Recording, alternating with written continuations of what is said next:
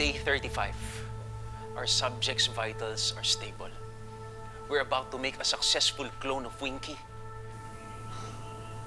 Napanood ko na yan.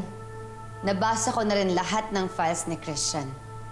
At alam ko nakapag-clone na siya dahil na-clone niya yung pet dog ni Bianca.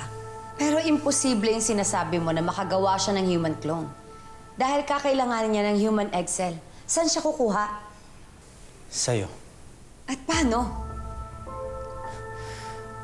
Based dun sa mga records ni Mami, nagpa-freeze daw kayo ng egg cells before. Tama ba? Oo, dahil nahirapan ako magbuntis noon. Yun ang kinuha at ginamit ni Dr. Sebastian. Hindi mo siya pinanganak. Pero sa'yo nang galing yung clone.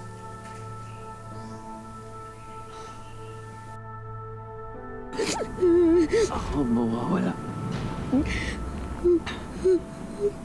Pero ang anak natin, hindi.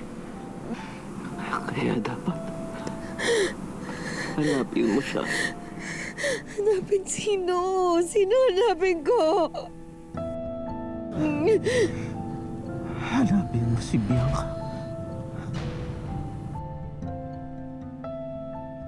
Miss D, di ba nakita mo yung clone?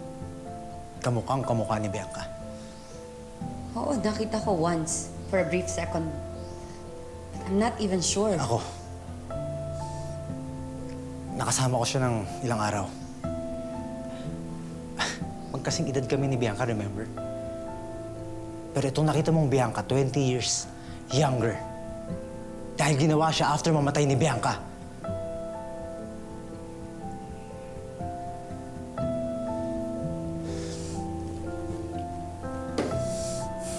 Ito. Meron kaming CCTV footage para makita mo.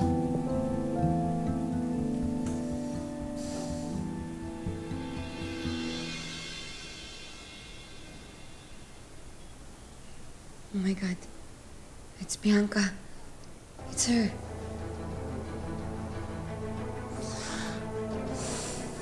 Based dun sa notes ni Mami, ginawa siya sa isang tank sa isang laboratory.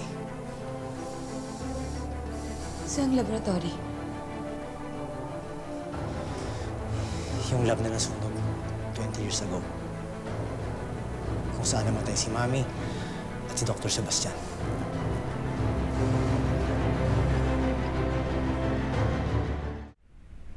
She's alive. She's alive, Melinda. At... tingnan mo, kamukhang-kamukha niya si Bianca. And the hand. And the birthmark.